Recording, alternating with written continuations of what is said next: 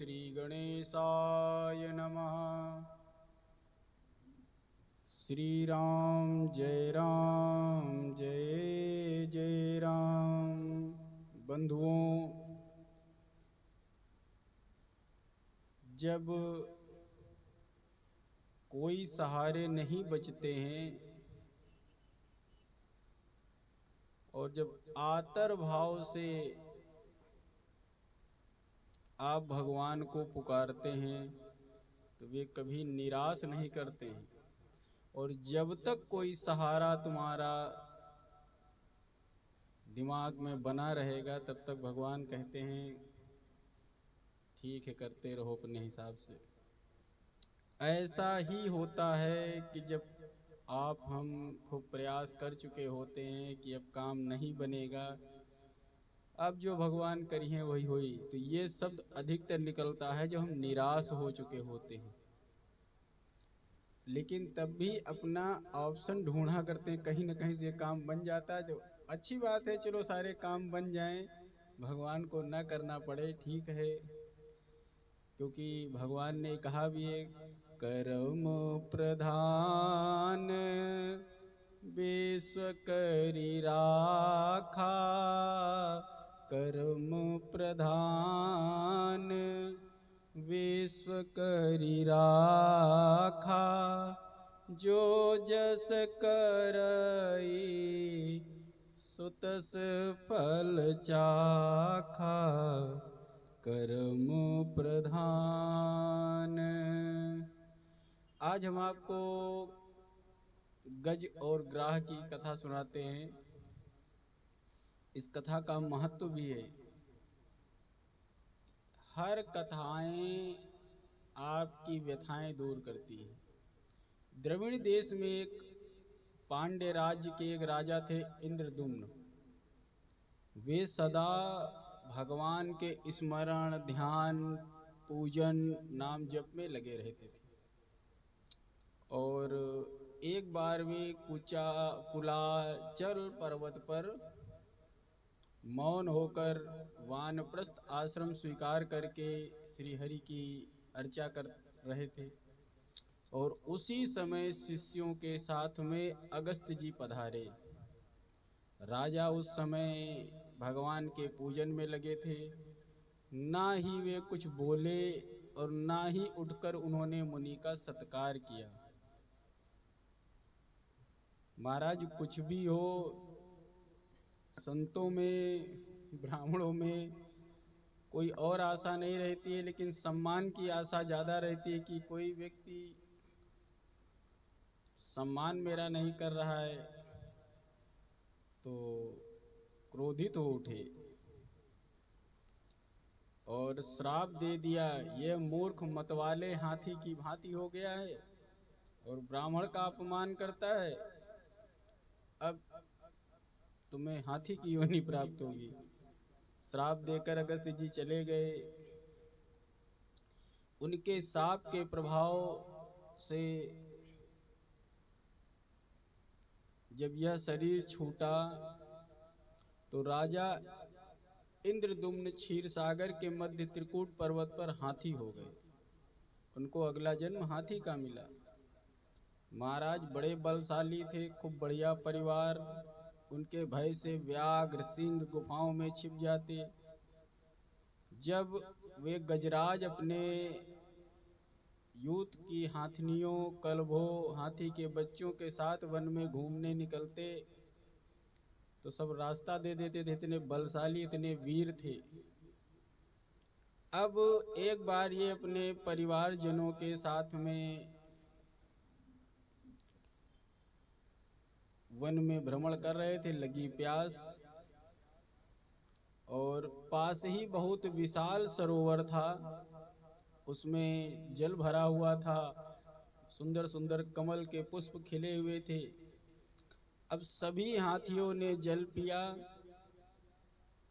और हाथियों का भी स्वभाव होता है, भैंसों का स्वभाव होता है, जब बढ़िया पानी पिए सूंड से जल कीला करने लगे एक दूसरे पर, सूंड में भर भर के पानी के फव्वारे मारे।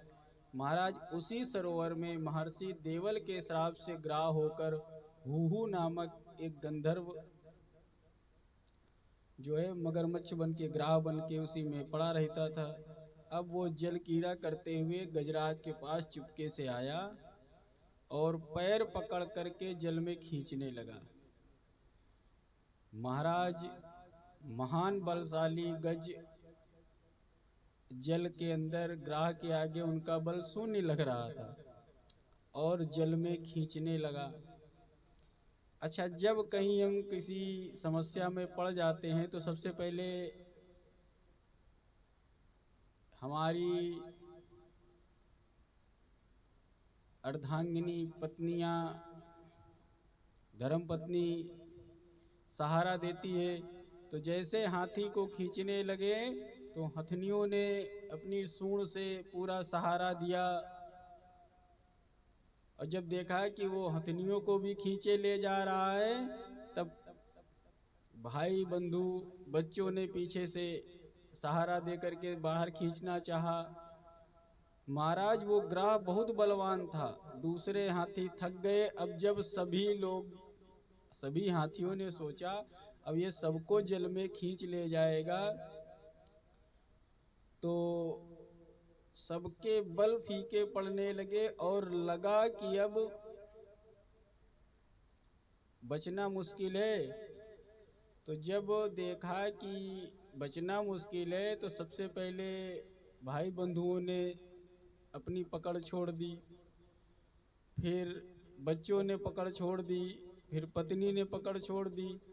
अब वो ग्राह जल के अंदर खिंचता ही चला जा रहा था और पूर्व जन्म के कर्मों के कारण उसकी बुद्धि बड़ी सात्विक थी और भगवान में लगी थी। बस तुरंत उसने कुछ नहीं, एक कमल का पुष्प तोड़ा और सूंड में पकड़ करके नारायण की स्तुति करने लगा। वो स्तुति 36 श्लोकों में बड़ी सुंदर गजेंद्र ने भगवान नारायण की स्तुति की। कहते हैं जैसे ही थोड़ी सी सूंड बची थी, पूरा हाथी जल में डूब गया और कातर भाव से नारायण नारायण नारायण ऐसी इस आवाज लगाई है। देवता भी उसके स्वर में स्वर मिलाकर भगवान का स्तवन कर रहे थे। कहते हैं नारायण ने जैसे ही ना शब्द सुना,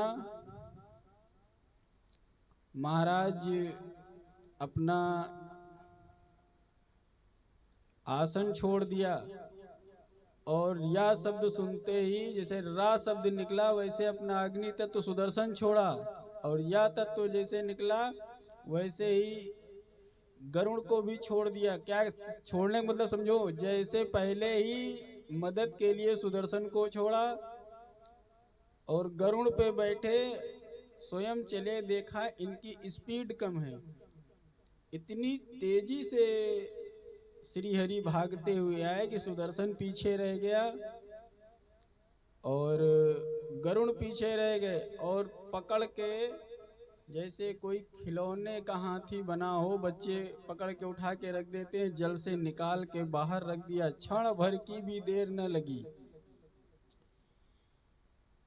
महाराज उतनी देर में चक्र से ग्राह का मुंह फाड़ दिया। भगवान के चक्र से मरकर ग्राह ऋषि के श्राप से छूट करके पुनः गंधर्व हो गया। भगवान की स्तुति की, उनकी आज्ञा लेकर के भगवान के लोक को चला गया।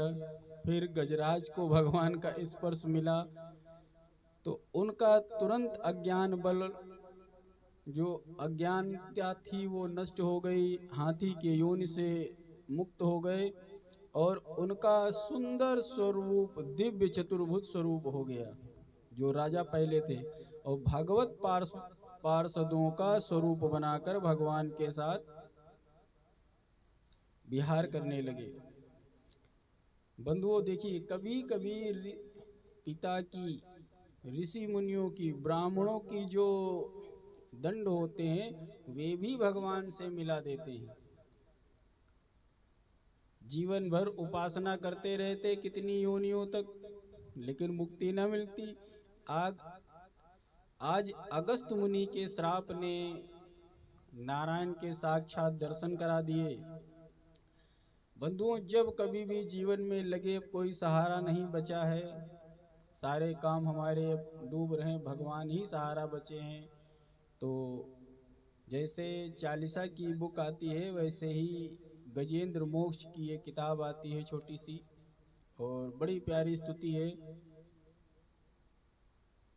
महाराज पाठ करने से जैसे चालीसा पढ़ने से फल है, वैसे गजेंद्र मोक्ष का भी पाठ किया जाता है।